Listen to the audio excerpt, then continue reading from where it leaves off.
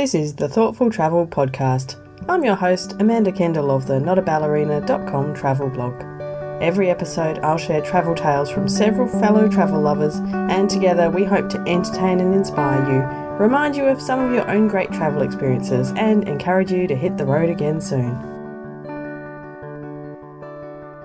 Welcome to episode 64 of the Thoughtful Travel Podcast. Today it's all about travel and foreign languages.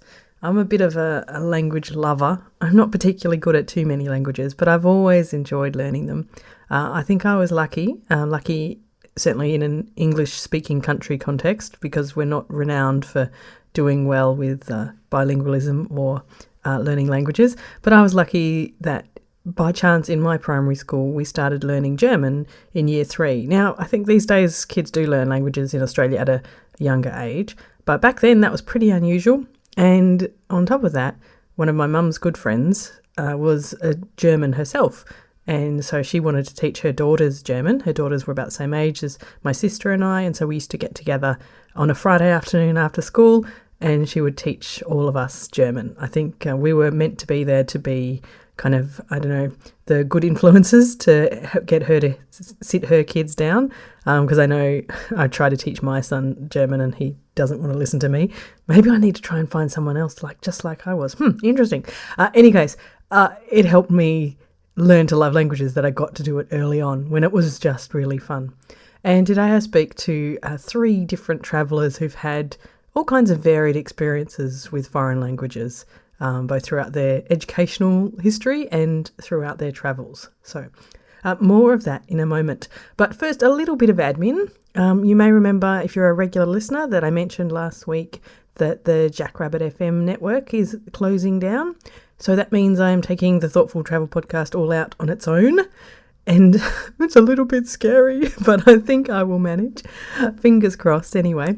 But what that means for you is that after this episode, I will have a couple of weeks off, partly because I need to learn a few things as I take over kind of, more of this process myself. And also because of the timing of that, I've got 2 trips away. By the time you listen to this, I'll be back again. But I'm very excited to be going to Singapore and Malaysia in a couple of days, mostly aimed at a trip for my son, who's excited about going to Malaysian Legoland. And after that, I'll be in Melbourne for a few days for the Pro Blogger Conference. So lots of fun times coming up. And I promise to be back in just a couple of weeks with more from the Thoughtful Travel Podcast. Now, let's get back to travel and foreign languages. And my first guest today is Yasmin Newman, who is one of those annoyingly trilingual people. She's also really nice though, so I forgive her. So we had a chat about how her language has developed over the years. I speak both French and Spanish, and I learnt French at high school and Spanish at university. Because I loved languages and travelling, I made it a kind of a goal to go overseas and improve my language skills. For Spanish during university, I went got an opportunity to go live in Mexico for a year. And my Spanish was actually quite good, not to toot my own home, but it was surprisingly good. But what was interesting to me was how, your looks can define how people interact with you and your language skills. So my Spanish was decently, it was pretty good, but I didn't think it was amazing. But I apparently, unbeknownst to me, looked very Latina. And I'm actually, half Filipino, half Australian, and I'd always seen myself as half Asian. But there I kind of took on this Latina identity, and having this, decent Spanish and this look, people just assumed that I could speak Spanish. Wow. And I found it, I just kind of wanted to shout. Well, I did try and say to them, but they almost ignored it, that I need your help here, guys. Like, I'm not understanding everything you're saying. I don't know where that post office is. I'm not a local. Oh, my goodness. I found it kind of quite interesting as a take on languages and being overseas. Yes, the expectations are funny, aren't they? Like, I lived in Japan for a couple of years, and obviously I don't look Japanese at all, which is helpful because then no one expects me to speak Japanese at all, and I don't speak well, but I speak, a little bit to get by. But then they're very excited and pleased for me to be able to speak just a little bit, whereas it sounds like you had the opposite experience in Mexico. Yeah, definitely. Or when you're kind of looking lost on the street when you're in another country, people kind of approach you in a certain way, like they want to help you. But I didn't have that at all. I would kind of, yeah, always felt quite lost as a result. That's not really fair, is it? How did you go by the end of your year in Mexico? Was your had your Spanish improved immeasurably, or? Not as much as I would have liked. So years before, I'd lived in France, and there is a country that most people don't. I mean, I think that's changing, but they don't typically. They're very proud of speaking French and of their own language, and are not as interested in speaking English. So it's great for an English, an English speaker wanting to learn French because you're immersed in the language and you don't have an opportunity as much to be using English. Whereas in Mexico, and I found in a lot of countries, they're so eager to improve their own English skills that they quickly divert over to English, and you're like, oh, is my Spanish that bad that you felt like you needed to rescue me? Or whereas in France, in 3 months I became almost fluent, whereas in Mexico, maybe not as much. I was also it was also a university exchange, and we were partying and having probably too much fun too. So you weren't exactly focused on studying the language, but no, maybe not. Yeah. Yeah. But you make a very valid point. I mean, I've experienced the same thing, that it's often very hard to get people to speak to you in the other language. Like I can speak German very well, reasonably fluently. And when I'm in Germany, I will speak to people in German no matter what. But for example, I might be ordering something in a restaurant, speaking German to them. They're speaking German back to me. It's all fine. But then I'll ask my son a question in English, and then so they notice that I can speak English, and suddenly they all switch to English. I'm like, my German definitely wasn't that bad. You could have kept going in the German because I want to practice, and I appreciate they want to practice too, but not on me. Yes, exactly. And I don't think it is a factor of rescuing. I think they're just really eager to try it on for themselves, Yes, I think that's absolutely right. But I I felt like having a sign saying, just speak German to me, please. I don't want to speak English. Listening back to my conversation with Yasmin did make me think about this issue of people wanting to practice a language.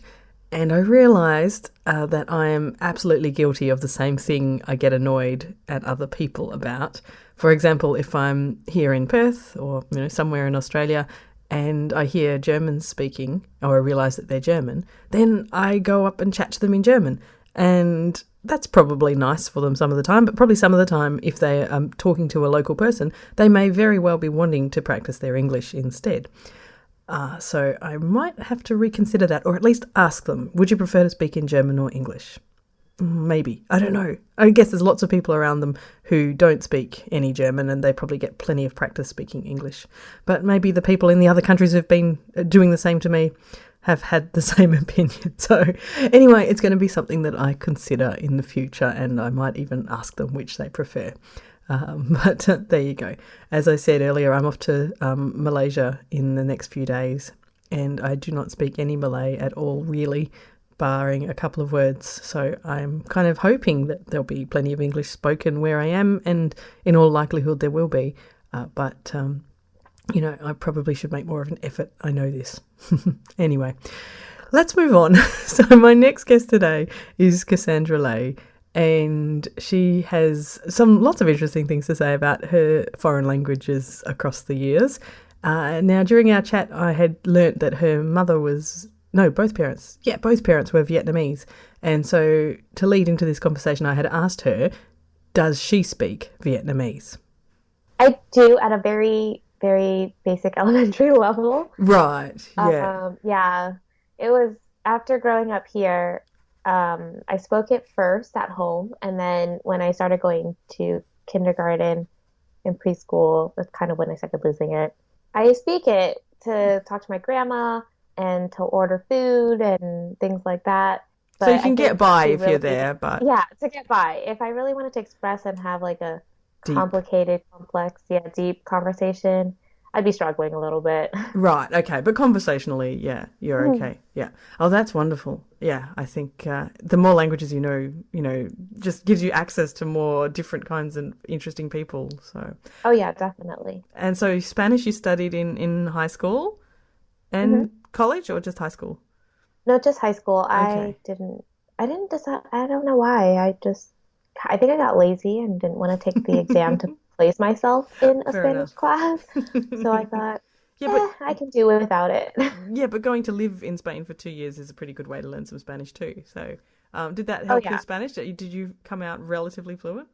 Yeah, immersion I think is the best way to learn a language, Mm-hmm. definitely. Mm-hmm. When I got there, I did not I don't know what I was doing. I was walking around with my Google Translator in the grocery store actually and was looking for Q-tips and I couldn't find them. And I just remember I like walked up to one of the clerks and I thought, excuse me. And I just held it up because I didn't even know how to say, how do you say this? But they're like, oh, okay, here you go. And they walked me around and they helped me find it. But yeah, I didn't speak any Spanish. And now, after living there for 2 years and living in smaller towns and not being Mm. around a larger expat community, I would say I'm fluent enough to be able to have a deep conversation. Yeah, sure, yeah. And even if Always you room for don't, improvement, though. oh, there always is. And I know, like, for example, with my German, my grammar is not perfect at all, but I can sort of speak fast enough that nobody really hears Hmm. the grammar. And so that's okay by me. That's good. That's always important. The grammar always throws me off too, Yeah, especially in Spanish. yeah. I know enough about Spanish to know that I would also have terrible grammar in Spanish, as I do in German. But my English grammar is all good. But yeah, Yeah. I yeah, German has like all these, like 7 different words for the, and they're all very similar. And it's hard for me to remember which one applies where, and so I just say it very quickly, and no one notices. So if I had Oh, to good. write it, then like my written German is much poorer than my spoken German, I suppose. But you know. I feel the same way about my Spanish. Mm. Yeah, my spoken Spanish is good. And I think I do the same thing when if I kind of am confused about a word or something, I kind of just say it fast or I kind of like hop over it or put in a filler word. Mm-hmm. And nobody seems to say anything to me. So I think it's okay. Mm. If I were to write in Spanish, I can write simple things. Scholarly articles or anything like that, that's a Mm. little bit more difficult. I think their Yes. syntax is just very different. So Yeah. English has shorter sentences. Spanish kind of mixes in three ideas into one sentence. So it's a very long run-on sentence for me. Ah, interesting. Yeah. Right. Ah, that's kind of nice. But yeah, hard to do accurately.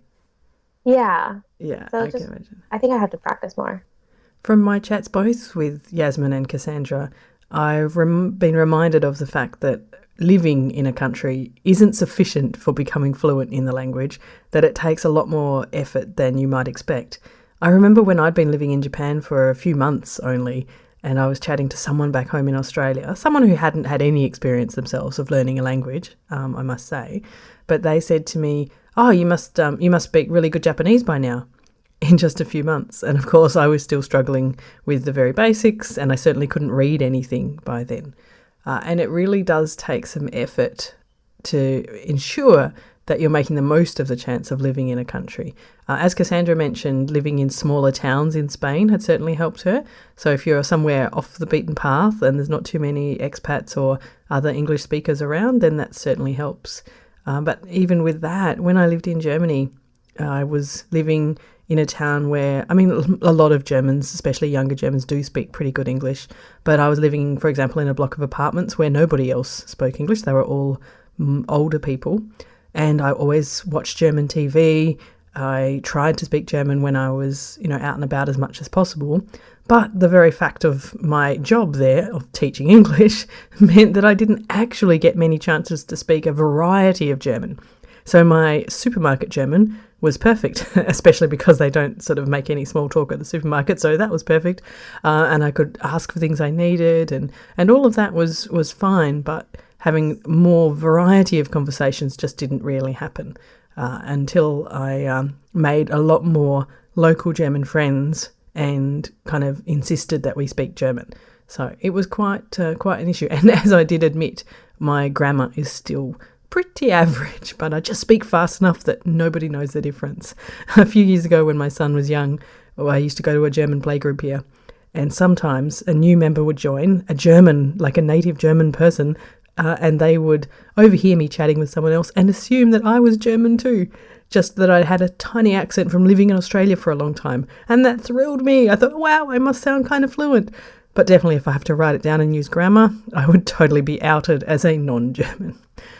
Anyway, my final guest today is Serena Star-Leonard, and she has some really interesting stuff to say about what to do if you don't speak the language and how we really can communicate without knowing all the words.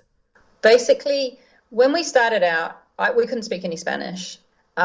John is very good at winging it. He'll just have a few words and he'll try. He doesn't mind pronouncing things wrong or not being understood.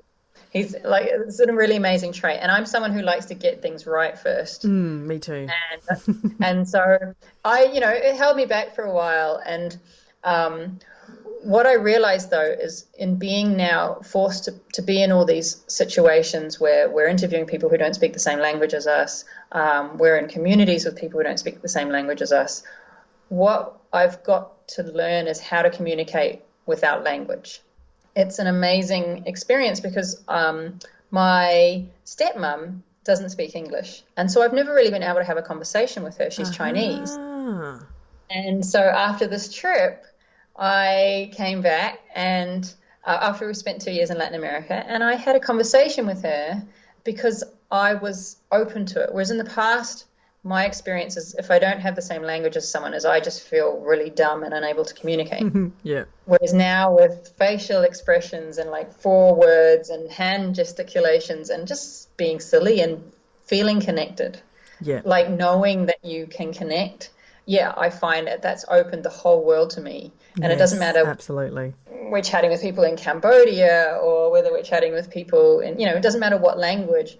My ability to connect has been completely transformed.